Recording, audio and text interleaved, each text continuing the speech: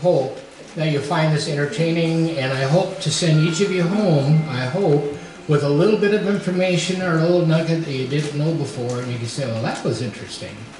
So we're going to talk today about the 2026 Fall Iowa Barn Tour.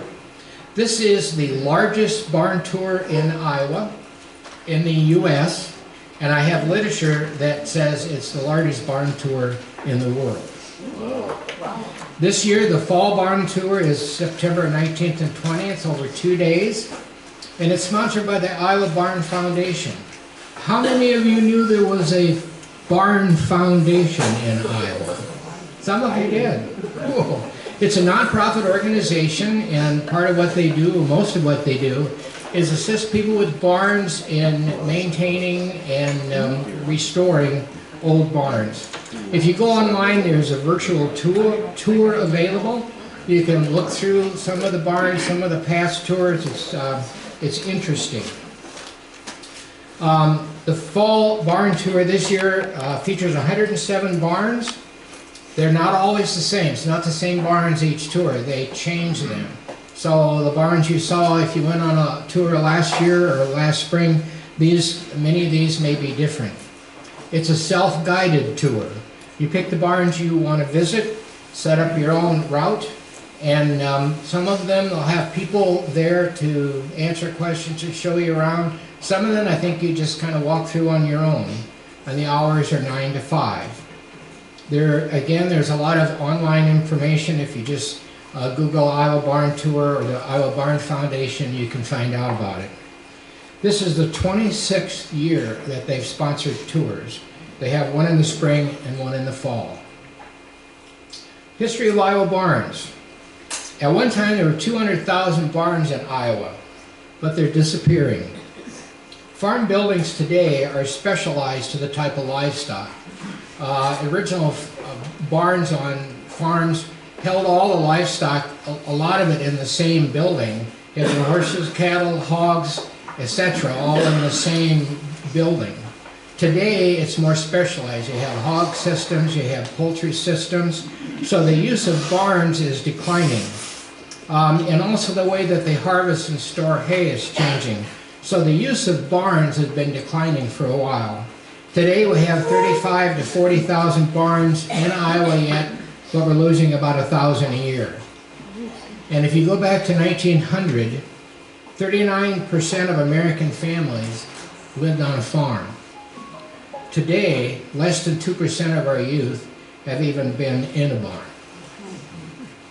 So now, some of you I know me, more of you know my wife, some of you don't know me at all, and you're probably going, who is this guy? What does he know about barns? Well, my name's Les Goddard, my wife's Sheila. We live in Preston. We both grew up in that area. We have deep roots in the farming in the Jackson County area. But when you ask what authority do I have to talk about the barn tour in barns, full disclosure, I've never been on a barn tour. So when you ask what authority do you have, Les, it comes from up above. Bonnie asked me. That along with having been raised on a farm, worked on farms, I have some background in it. My wife was born and raised on a Century farm north of Miles. I was born on a farm really very close to the Macokota Caves. My family moved to north of Preston when I was in first grade. Talking about roots, my great-grandfather settled in Jackson County in 1845. He built a 2-story limestone house that still stands today out by the airport. The family no longer owns that property, but there is still a Goddard cemetery across the road. And you might ask, okay, Les, why the roots of the Goddard family? Why do we need to know that? I'll come back to that. When Bonnie asked me to do this, quite honestly, my first thought was, why are there barn tours? Because I didn't know, I'd never been on one. I counted back in the farms I've lived on and worked on, and I've got 5 farms in my background, but I didn't realize we had barn tours. And then I thought, well, okay, it's probably, they're old barns, they're probably large, probably interesting construction, so it's about architecture. That's probably what it's about. But then it occurred to me, we have old farmhouses. And some of them are big, and some of them are old, and some of them are unique designs. But we don't have farmhouse tours. We have barn tours. So why? Now realize today needs to be participation. You need to help me with this. I'm going to ask you occasionally for raise your hands, provide a comment. Show of hands. Anybody here been on a barn tour? Few of you. Somebody who raised their hand, what was your interest? Why did you go on a barn tour to start with? Anyone? Love history. You like history. Okay. Any other? Every barn's different. Everyone's different. Every barn's different. That's true. Any others? You know, Yes. I grew up in southwest Wisconsin. My dad built a farm there in 1940. Yes. But we had the barn, and then he put on the new barn, and then we had the hog house, and we Yep. had the chicken house, and then we had the machine shed. Yep.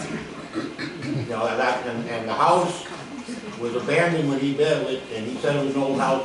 That house that I grew up in was probably built before the turn of the, Okay. it was probably born in the early 1800s. So you have interest in history, you've Yeah. got experience. Yeah. How many, show of hands, how many here were either raised on a farm, married into a farm family, worked on a farm, have some farm background, some exposure to barns at least? For those of you that raised your hand, most of you, I want you to think for a second about whatever barn you remember going back to when you had that experience, or maybe you still live on a farm, in a barn. And if you don't have a barn, you don't have a farm, right? Think about that barn, and what I'd like you to think about is, what's the first memory that comes to mind when you think about that barn? Sheila? Oh, when we were kids, almost all my cousins' families lived on farms, and some of my friends too. And when we'd get together, that would be one of the first places as kids that we'd want to go to, is the barn. Let's go to the barn, and we'd explore in the barn. Up in the haymow. Up in the haymow, you might find kittens, and I don't know, you could hide, and it was just a wonderful experience. Now understand, this is my wife, Sheila. I did not coach her to do that. That's totally volunteer. Yes, in the back. My brother and I, Chuck, spent hours playing the barn.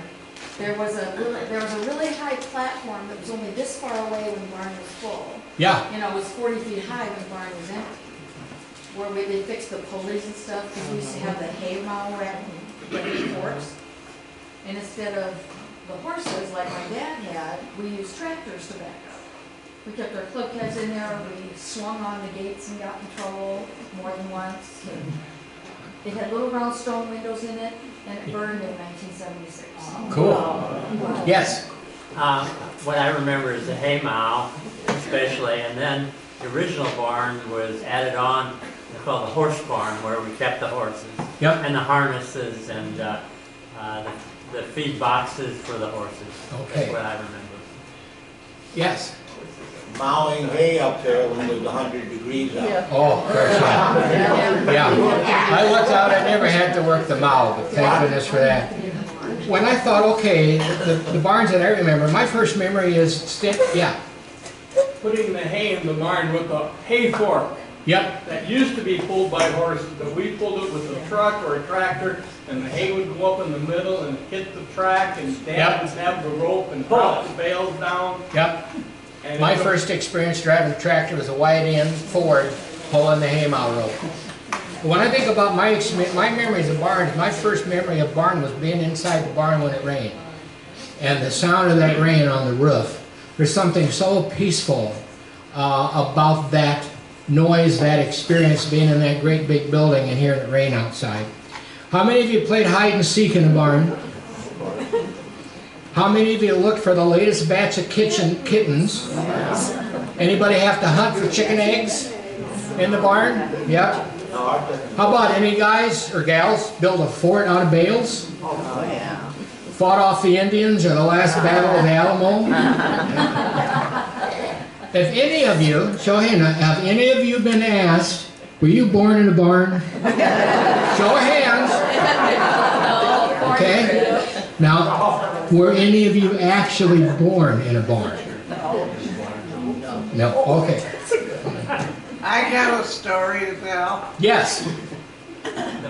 When I was real young, I was into music from the day I was born. Mm-hmm. And we had a neighbor in the haymow singing. And I loved Gene Autry. Yeah. I just adored him.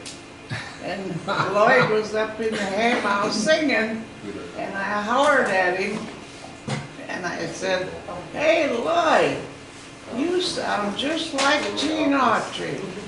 And he never sang again. Oh. How many of you know about milking? Been in a barn, a dairy barn? Okay. One of the memories that came to mind when I was thinking about this was milking cows in the winter. You come into the barn from the cold snow outside, close the door, and you feel the warmth of the cattle. You hear the sound of the milkers running, or if it was longer ago, the sound of the stream of milk hitting the pail. The cows are standing in the stanchions eating grain, and usually there's a radio playing in the background to help calm the animals. How many of you can picture that? Those of you who can picture that, do you remember what the smell was like in that dairy barn during the milking? Yeah. How many can remember that? Now I have a challenge for those of you who just raised your hand. Describe that smell to someone who's never been on a farm. Anybody want to take a stab at it? Yes. It smells like milk mixed with hay. Yeah, Yep. sweet. It's a unique, and you know, when we were in Switzerland, and we went to a dairy farm, they smell exactly the same. And I didn't even grow up milking, my friends did. Huh. Yes. Once about 10 years ago, my brothers got robotic milkers. So I took this 93-year-old farmer. He's in an old folks home. I took him down there on a beautiful day. He got out of, I forget how good a dairy farm smells. Yeah. 99% of the people in the world, that stink. But to an old dairy farmer, that's just funny, isn't it? And it's not the smell of manure. It's not that. It's totally different. Yeah. When I was putting this together, I was racking my brain trying to find a way to describe that somebody who's not been in a barn, not been in a dairy operation. And 2 weeks ago, I was sitting talking with somebody about this, and they have a farm background. I thought, I'm going to ask her, do you remember the smell of the dairy? Yeah, I do. And I said, how would you describe that to someone who's never been in a barn? And at first, I thought she was stumped. And then she said something that to me was very profound. Oh, she said, it smells like life. And I thought, oh, perfect.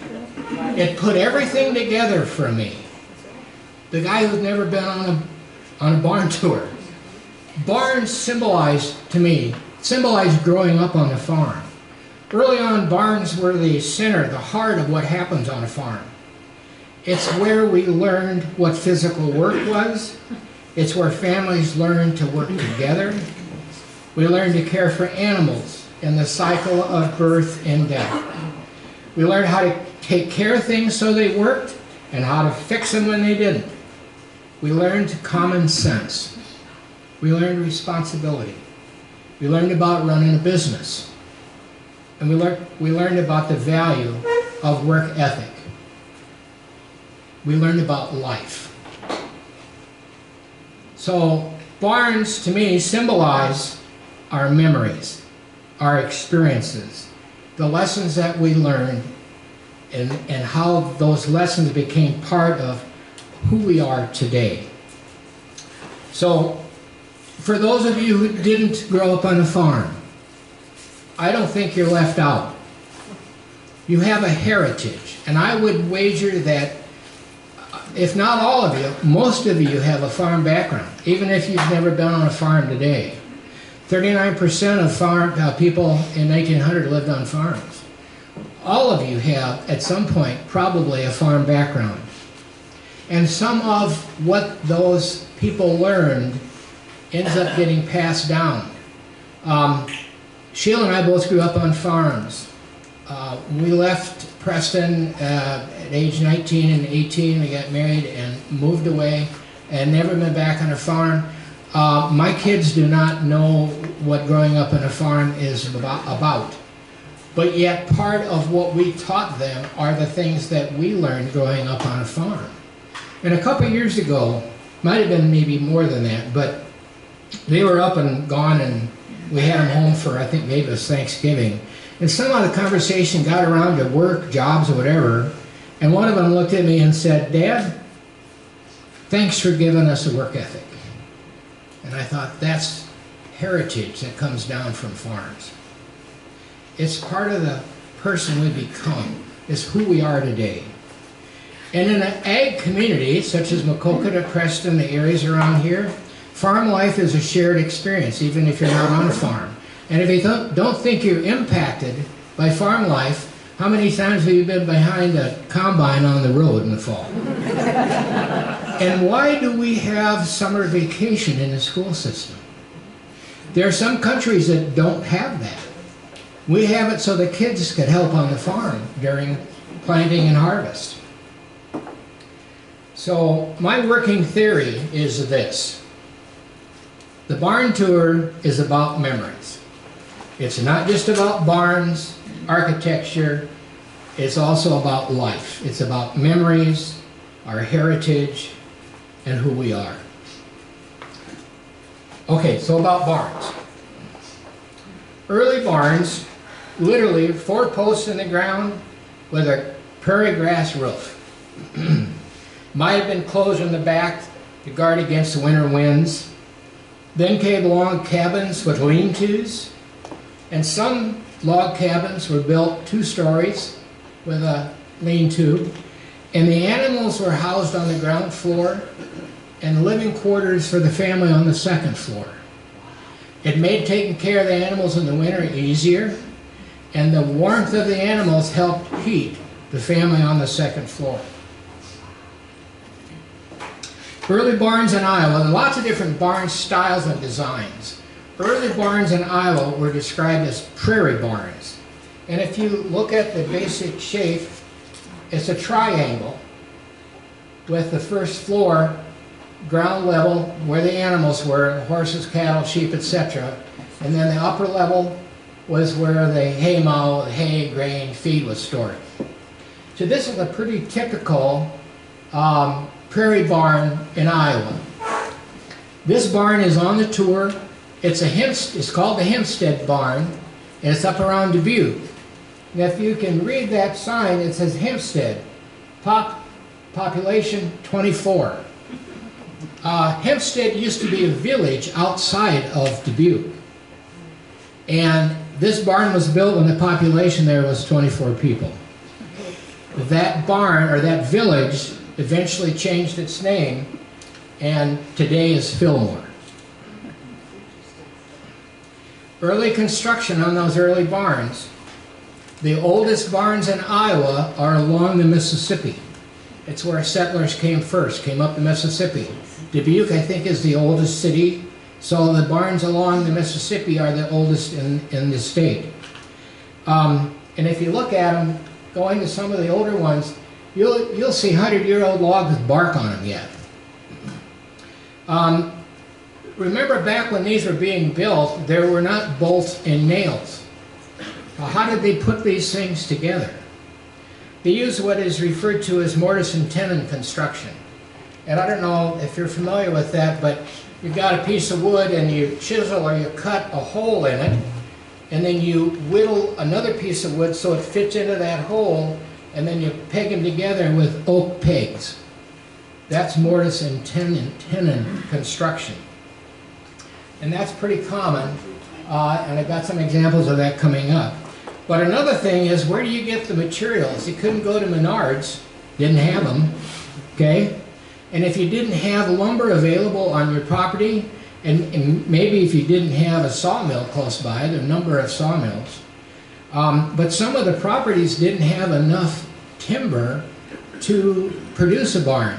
So in Iowa, they actually sold lots of standing trees. Might be 5 acres, 10 acres, 20 acres, enough so you had enough standing timber you could go and cut it to use for materials to build your barn. I hope this is big enough that you can see it. This is an example of mortise and tenon construction and the pegs. That's probably the best picture I could find. But you see how the logs on either side are whittled? They fit into a space behind this beam and then pegged with oak pegs. Yes? I think we call that tongue and groove. No, this is mortise and tenon with pegs. This is another example. Now, after I retired, I spent about 2 years doing home inspections for people. And this is where somebody is wanting to buy a house, and they hired me to go in and inspect the systems. Was the plumbing okay? Was the furnace okay? Etc. and give them a report. I was hired by a young gal right out of college who bought a house in Comanche. This house, the literature said it was built in 1900. It was a 2-story brick building, and the foundation, the first 4 walls were at least 2 feet thick. So I inspected the house, and in the backyard, remember, in Comanche, was a small barn. And she hadn't hired me to look at that, but I was curious, so I went out and looked at the barn. And there wasn't a floor in it, it was open clear to the roof. And I noticed these pegs. People had put pegs in the wood to hang stuff on. And I looked at them and I thought, well, you can't hang much. Why did they put it there? Why don't you put it down here where you could actually hang something on it? I'd never seen a barn constructed like that with pegs to assemble and hold it together. But standing there pondering that, I finally realized, oh my gosh, they put it together with pegs. Now there's something else you need to know, just a tidbit. Of the houses I inspected, every once in a while I'd have one that was built in 1900, the year 1900. And after a while I thought to myself, boy, construction was hot in 1900. And I said something to a realtor one day about it, and he said, oh, no. He said, they said, if we don't have records that tell us when the building was built, and this is Clinton and Jackson County, if we don't have records, we just put 1900. So there's a lot of buildings out there, if it says 1900, you might not know when it was really built. And so I went and, when I delivered the report to this gal, I said, what are you going to do with the barn? She said, oh, no idea. And I said, please, don't tear it down, whatever you do something with it. This is another example of tongue and groove, and I don't know if you can see it. This beam that comes up extends up into a hole cut up into the other beam, and then this side is flat, rests against the beam. So it goes up in and rests against, and then it's pegged. Also, the walls in these older barns were usually made of limestone or rock, something that's quarried right there was available. This is another example of a foundation in an old barn. Rocks and limestone, and they use cement to kind of keep it in position. So as I'm looking at this, reading about it, it occurred to me, okay, we got mortise and tenon and pegs to hold the structure together. What did they do for the shingles? Not that they didn't have nails in the early barns. And what I found out was, and a lot of the shingles are made by hand, they split wood to make shingles, and they put them in rows on the barn, and then they held them down with limbs from trees. Early barns. Okay? Changing gears. Anybody know what that is?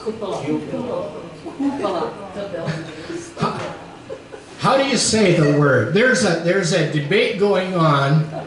I grew up calling these things cupolas. And in the process of working on this, my wife goes, no, that's wrong. How is it? Cupola. Cupola. Who said cupola? Anybody?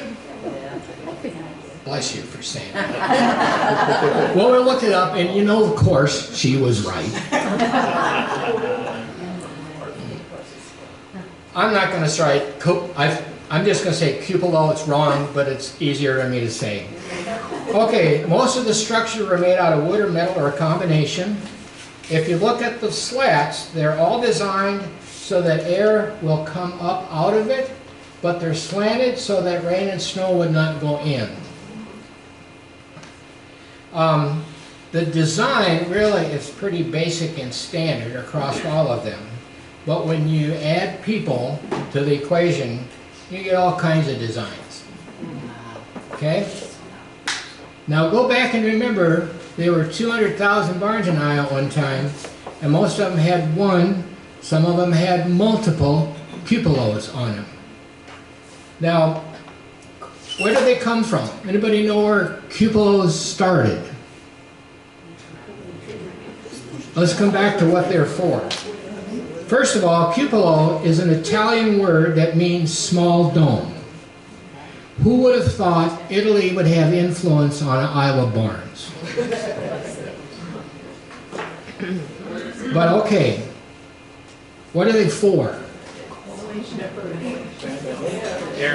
Air, ventilation, yes. Let's talk about that. Okay, cupolas originated in the 8th century on the top of Islamic buildings where they did their call to prayer. They were introduced in the U.S. in the late 1700s, primarily for two reasons. One was for ventilation for hay storage. Why did they need ventilation for hay? Farmers? It heats. So don't mold. Moisture. Have you ever noticed, if you're not from a farming background, have you ever noticed they cut hay down, it lays in the field for a day or two or three or more maybe before they bale it? Why do they do that? It's gotta dry. They need it to dry. Yes. In our barn east of town, in the hay mow, they laid just branches down rather than a floor, any kind of a floor. Branches from trees. Yep. And then they put hay on, and that created the ventilation. Ventilation up through the hay. Yes. For those of you, if you bale hay too soon, there's too much moisture in it, it'll mold. And if you put a bunch of bales in a barn together that are going to mold, they generate heat. And if it generates enough heat, it spontaneous combusts, and you get a barn fire. So one reason was for additional ventilation to help carry the moisture off the hay, and the other reason was to protect cattle from disease. What disease? Anybody know? Was dominant enough to have... Pneumonia. TB. Pardon? TB. Pneumonia. Tuberculosis or something. Early on, it was bovine tuberculosis. Bovine tuberculosis is similar to human tuberculosis, and it can be transmitted to us by consuming undercooked meat. How many of you eat your steaks a little bit rare? Okay? It's controlled today. It still exists in our cattle industry today, but less than 1% of cattle will have bovine tuberculosis. And it's controlled today through testing and inspection during the slaughter process. But back then, good ventilation helped control the spread of this disease. I remember I said there were 200,000 barns, each with one or more cupolas. And so there was a market for cupolas, quite a big market. This is an example, this is a snapshot out of a catalog that advertised cupolas, a 1940 catalog. This particular version offered 8 different sizes, said it was bird-proof, had a lightning rod because it's high up and towards lightning. It had steel anchors, and it even provided installation instructions, and there were 2 models. Top of the line was called the Majestic, and the economy model was referred to as the Jewel.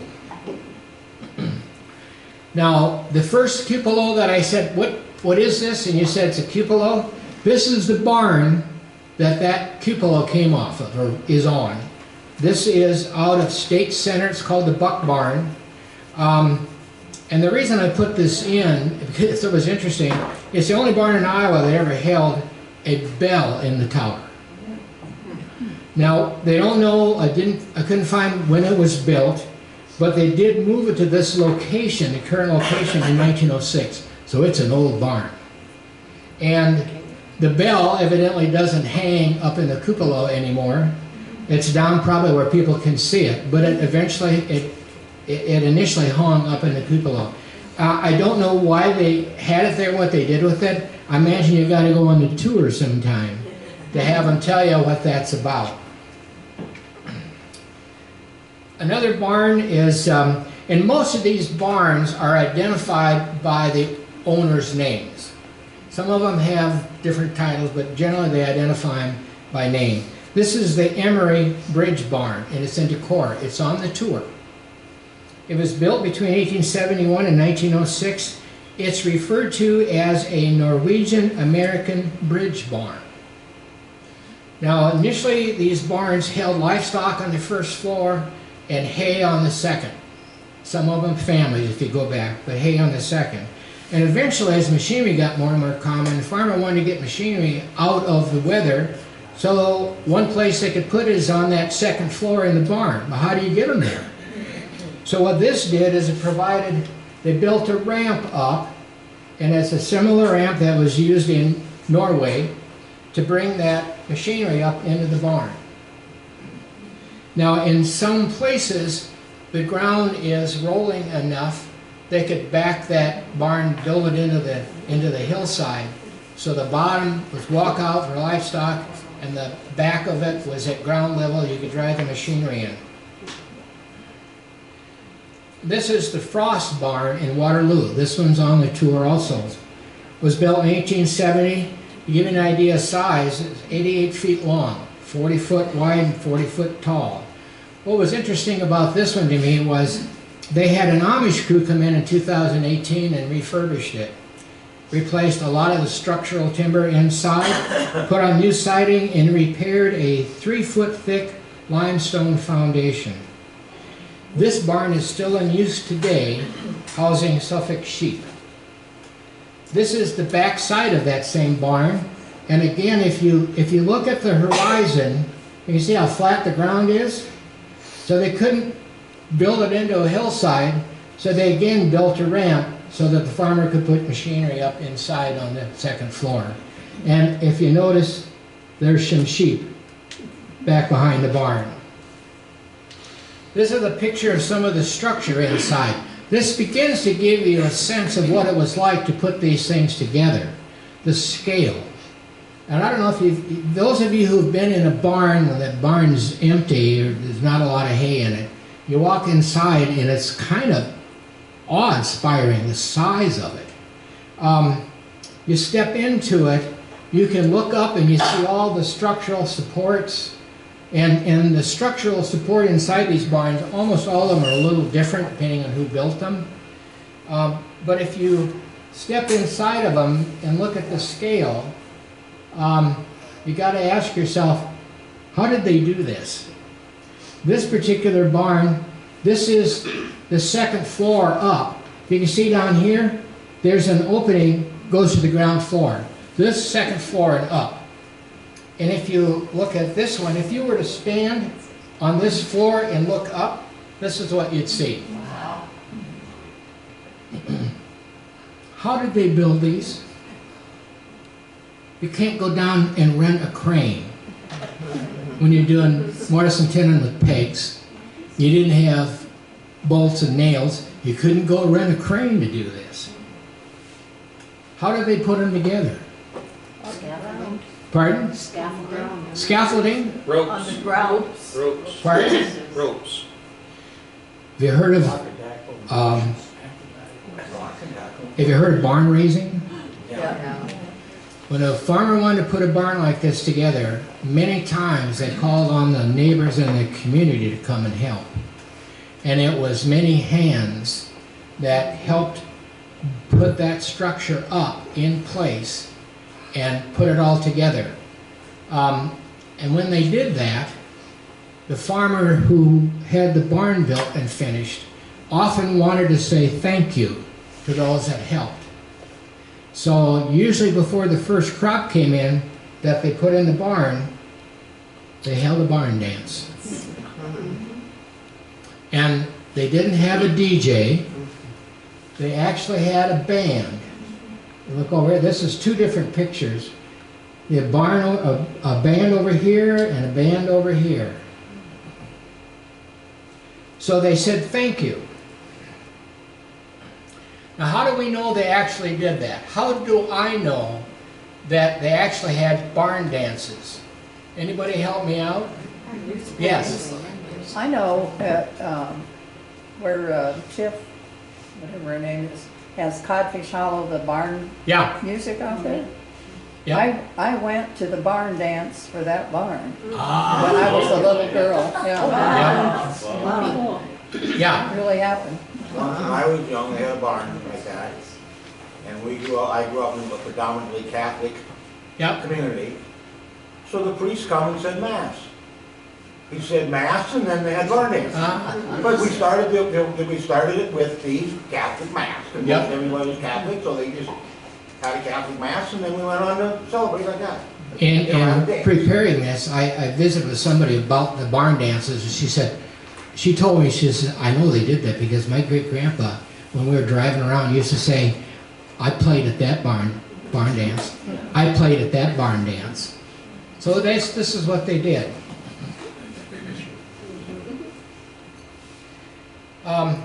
This was interesting. This is the Coos barn in Lamont. This barn was ordered from Sears and Roebuck. In 1929, it cost me $8,500. Was shipped out and assembled on site. So then I had to ask myself, I wonder if you can still do that. Can you order a barn online? I went to Amazon and typed in barn. And I got a lot of these little sheds, I call them sheds, where next to a house where they keep the lawnmower.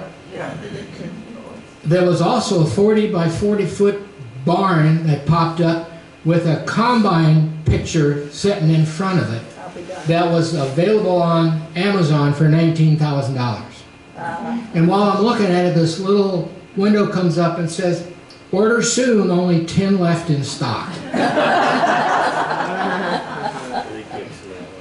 Okay, let's back up. Make it, Bonnie. Could I just add that the Coos barn came in on the narrow gauge railroad? Oh, really? Right into Oh, Lamont. cool. Now, make you think again. Picture the barn that you're aware of, or picture barns in your mind's eye, okay? What color are they? Red. Red. Why? Why are barns red? The cheapest, most available pig. What's available? Early pioneers, early settlers had to use what they had. They couldn't go to Farm and Fleet, they couldn't go to Sherwin-Williams and buy a 5-gallon bucket of paint. They had to use what was available. So what was that? Blood? Blood. Maybe. What I read was farmers needed to seal the wood from mildew and rot and insects, and they used a combination of linseed oil, milk, lime, and rust. The rust was iron oxide, which was cheap and available. It killed the mold, and it turned the mix red. Red is the hardest color to make and the most expensive color to make. It's an expensive color to make. When I look at it, I thought, linseed oil, milk? Milk? Anybody know they use milk? Yeah. Well, look it up. Milk is used as a binder. Linseed oil and milk were used so that when you put your oxide and your lime in there, stir it up, it kept it in suspension better and helped it go on better. Lime preserved the wood and kept insects away, but the oxide turned the paint red, and then the dark color also absorbed sunlight. They warmed the barn in the winter. And then it really was kind of tradition that they continue to paint them red. Today, the red barn is shorthand for the American farmstead. And if you look at what I read was the 3 most recognized American symbols. The 3 most recognized American symbols. Number 1, the flag. Number 2, the eagle. And number 3, the red barn. As industry progressed, size of the barns got bigger.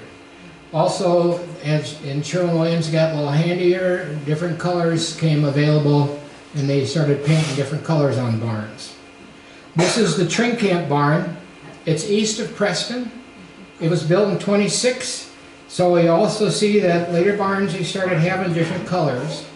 This barn is known as the Lone Ranger barn because there are 2 life-size cut-out figures inside the barn of the Lone Ranger and Tonto. I have no idea what the backstory is on that. Do you know? Yeah, I do. When Mr. Trinkamp was a kid, he would make these, cut them out of plywood, and then for holidays he would set them in front of a spotlight, and it would shadow onto the barn. Oh, cool. Cool. Well, they're in the barn, so if you want to see them in person, you can. They're on, like I said, it's on the tour. He'll tell you all about it if you stop by. Pardon? Yeah. Carve out a few minutes, he'll tell you all about it. I bet they will. Yeah. This is the McAndrew barn in Lamont, built in 1900. It's called post and beam. It's a lot of the barns are referred to as post and beam construction. This is a picture of the interior. Now, if you think back to the other one I showed you, the form inside is all different, but they're all post and beam construction. This barn is still active in the farm operation because this family houses alpacas in it. Now, you can't have a discussion about barns without talking about round ones. This is the Johnson Round Barn. It's on the tour. It's in Waverly, built in 1913 as a dairy operation. And it's tile, not wood. Most of the round barns were made of wood. And when they were first being promoted, they were promoted as being half as expensive as a rectangular shaped barn with the same volume of storage. Half as expensive. But what it didn't account for was the fact that in a round barn, there are no square corners. So you really needed craftsmen who knew something, had the skills and the time to craft something that had no square corners. And more often than not, a round barn was built with a silo in the center. And we'll come to why that was in a second. And actually, a lot of barns that are advertised as round are actually octagon. This is a picture of the inside of that barn you just saw. And it's almost like art, I think. But notice the silo. The reason they didn't use as much lumber is they didn't have the structure supporting the ceiling. It was supported off the top of the silo. Most round barns were publicized and built primarily to support a dairy operation. This is a picture of that same barn on the ground floor where you have the stanchions that surrounded the silo, and then the silo in the center where they could bring feed in off the silo and disperse it around to the cattle in the stanchions. Now, I was talking to another person about this, is what's a stanchion? Well, for any of you that don't know, these vertical things here are, they open up, cattle come in, there's usually grain in here where they stick their head in to eat the grain, and the farmer will close the stanchion around their neck so that they're stable while they get milked. That's a stanchion. And I think I'm right on this. Dairy people tell me if I'm wrong. When cattle came in, cattle have a pecking order. Cows have a pecking order. So there's usually a lead cow comes in first, and that lead cow has her stanchion that she goes to. And then the next one in order, and the next one, If anybody gets out of order, there's usually a little scuffle about it. They all have their place. And it's kind of like in a church. In the pews, there are no assigned seats, but everybody's got an assigned seat. And if you sit in the wrong one, there might be a scuffle. Now, some of you may recognize this barn. This is just this side of Bellevue. This is referred to, or the name is the Dias Hexagon Barn. If you're coming out of Bellevue this direction, you turn to go to Springbrook's right on that corner. Now this barn is not on the tour, but I thought it was interesting and some of you might recognize it. It was on the tour a year or two ago. A couple things that was interesting about this one. First of all, the silo is made out of cedar wood. A year or two ago when this was on the tour, they had over 600 visitors. That's amazing. This is the Burr Brown Barn in Guttenberg. It's on the tour. It was built in the 20s, and if you notice, there's no silo. Well, how did they do that? Well, inside, you still have that structure. You don't have the supporting posts and beams. They built scaffolding to support the center. I have a question. Yes? How, when the neighbors came in and helped assemble that one barn before the picture of the dance, how did they get that up into that high? Did they use scaffolding?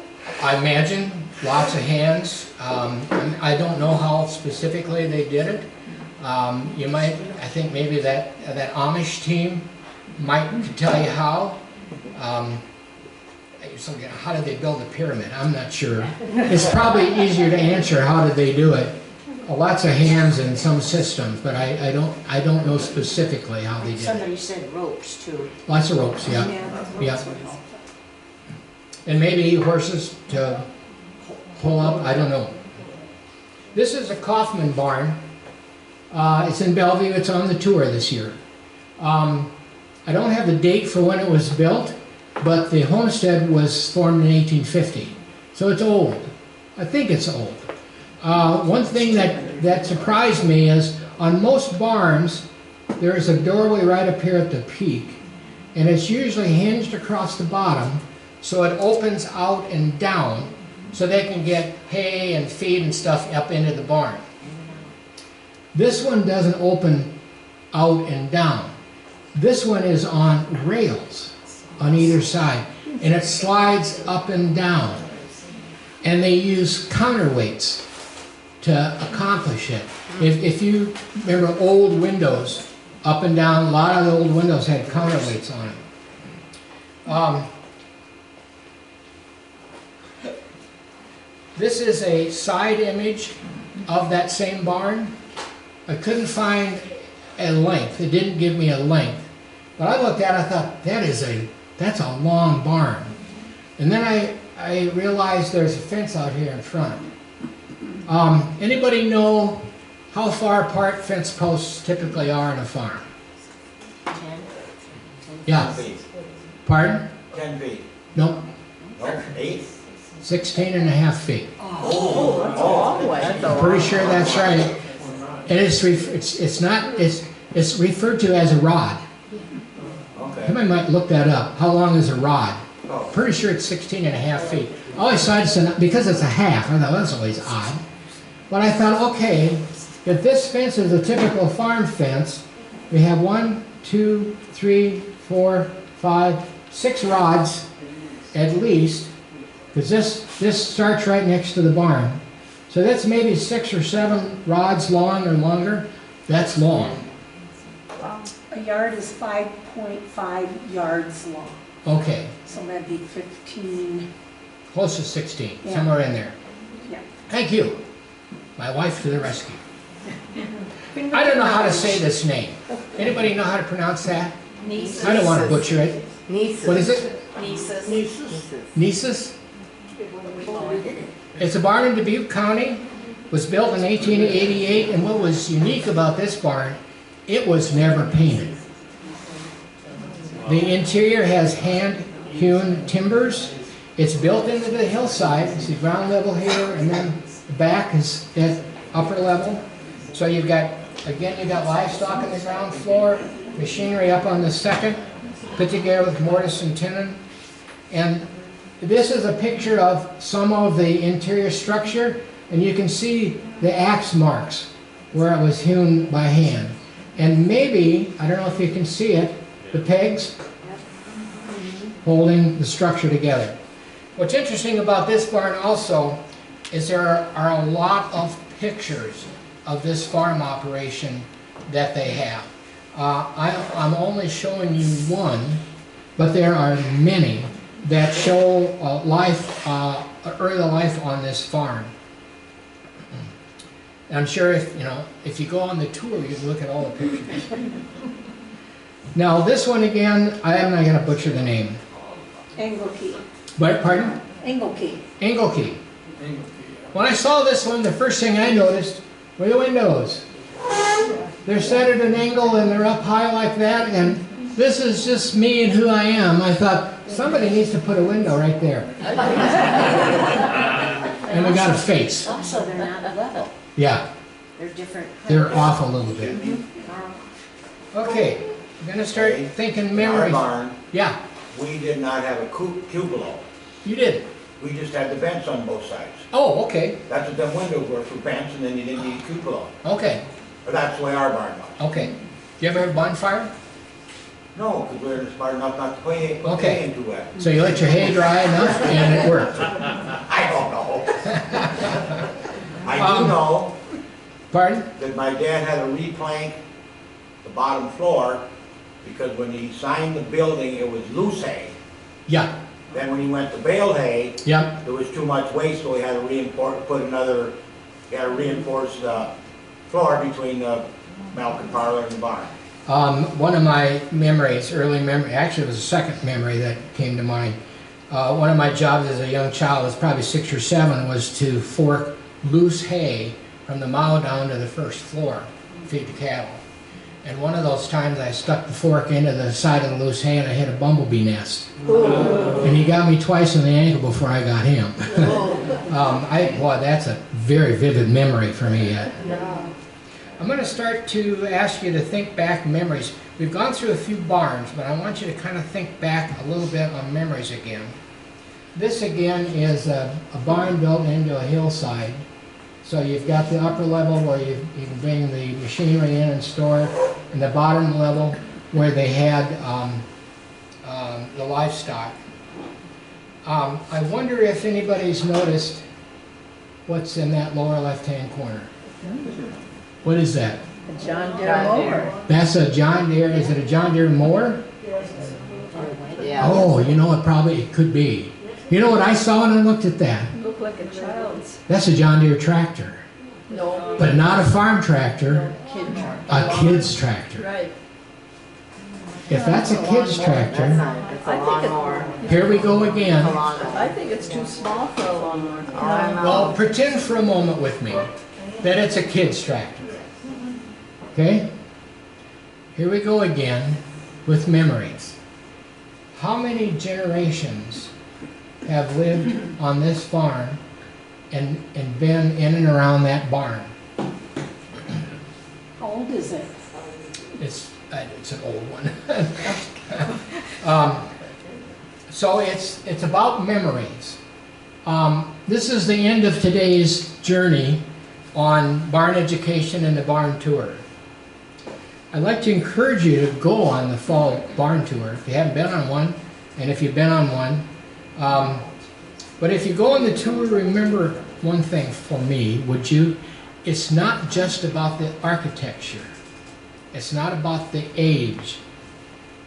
When you're in that barn and you're looking around, stop for a moment or two and imagine the kids playing in that barn, building forts with the bales, looking for kittens and that hen's nest to collect eggs. Imagine, if you would, the lessons taught and learned in and around that old barn, and the generations of families that have come and gone. Remember your experiences growing up and working on the farm, and think about your heritage. You've heard about walls having ears. Imagine what memories an old barn could share. If only barns could talk, imagine the stories they could share with you. Any questions about anything? I've got a couple things to add at the end. Have Lori tell about Is that. Lori, will Cupola. you tell us about the cupola that you brought? Well, over there on the table is the barn cupola that was to be put up on our barn. And we were on the Iowa Barn Foundation barn tour 13 years. But that cupola was born over the course of a winter about 1901 by my great-grandfather. And we don't know why he did not complete it, but he did build the barn in 1902. So I think my family are just kind of happy that still we have that neat little piece that look at it close because it's very detailed. Did you say what it was made out of? It's made out of a Procter & Gamble hand soap box. Wow. So it would have been really nice up on the barn, but it never happened. Wow. When I knew that Lester was going to be talking about cupolas today, I'll bring the scale model that we've had for 126 years. In closing, we have some people from the Barn Foundation showed up today. I told them afterwards I wanted them to correct me on whatever things I did wrong, said wrong, information wrong. But they also bought some magazines for the September this year's barn tour. This is interesting stuff. I don't know if there's one enough for everybody, but maybe each family, if you want to take one if you're interested. And then also there is the same booklet. Like I mentioned, there's 2 tours per year, one in the spring, one in the fall. This is the June 2026 tour is the other one. And then also, a little plug, there are membership forms if you want to become a member of the Barn Foundation of Iowa. And then finally, somebody brought in, which I didn't know they had. Lori, did you bring this? Yes. Tell me about this. That was just produced, it just came out. I don't know if you know, photographer Scott Holt from DeWitt has been doing an Iowa barn calendar for 20 years. But last May he came out to our farm and introduced himself. I'd never met him, and he said, well, I've come today to photograph your barn. I said, well, I don't think it's a very good day because the sky isn't blue and the sun isn't shining. He goes, oh no, I've been waiting for this day with all those clouds, which, you know, I just didn't see that in my mind, but the So this is your 2027 barn. calendar, Yep. he put our barn on the front cover, and it's just Front out cover of the there. calendar for So it was a nice surprise for us and my mom and family too. 2027. Where can they get these? They are now for sale in DeWitt at Emma Ray's and Cherry Picker, and I'm not sure where else. Those of you from the foundation, can you order these? The calendar? I think if you maybe go on Scott Hoag's Facebook page or website. You put his name in, Okay. and it'll come up. Well, anyway, this is Lori's. This is not for anybody to take. She was just bringing it in. But these others are available. So with that, I'll close. Thank you for your attention.